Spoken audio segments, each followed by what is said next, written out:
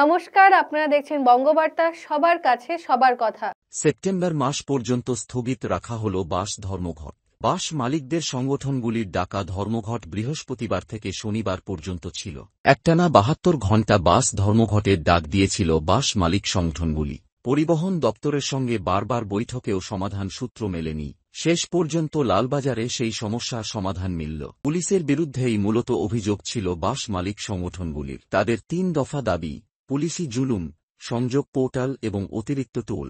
Kolkata police commissioner এবং পরিবহন সচিব সহ উচ্চ পদস্থ পুলিশ কর্তাদের আশ্বাসে সেপ্টেম্বর পর্যন্ত এই ধর্মঘট স্থগিত রাখলেন বাস মালিক সংগঠনগুলি। আমরা মাননীয় পুলিশ কমিশনার নগরপালের সঙ্গে এবং মাননীয় পরিবহন সচিবের সঙ্গে আমরা যে আলোচনা দীর্ঘক্ষণ আলোচনা করলাম, এই প্রথম যে কলকাতা নগরপাল 2 ঘন্টা ধরে এই আলোচনার মধ্যে ছিলেন।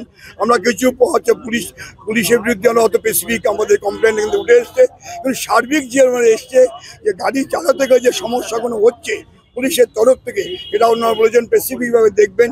এবং আমরা যে ডিমান্ডগুলো করেছি এগুলো হচ্ছে বলছি, আমরা সেগুলো দেখছি।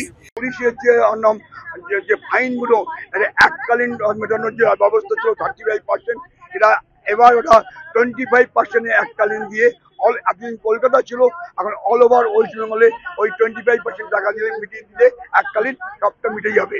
3টে বিষয় নিয়ে স্পেসিফিক করতে হয়েছে। সেখানে সচিব নিজে বলেছেন যে এনএইচ এর সঙ্গে আবার ওনার অ্যাজ আর্লি অ্যাজ পসিবল বসে, যাতে রাজ্যের যে গাড়িগুলো বিভিন্ন জেলা থেকে কলকাতা আসে তারা যেন অহেতুক হ্যারাসমেন্ট না হয়, অহেতুক সে টাকাটা আদায় করে, এটা ওনারা দেখবেন।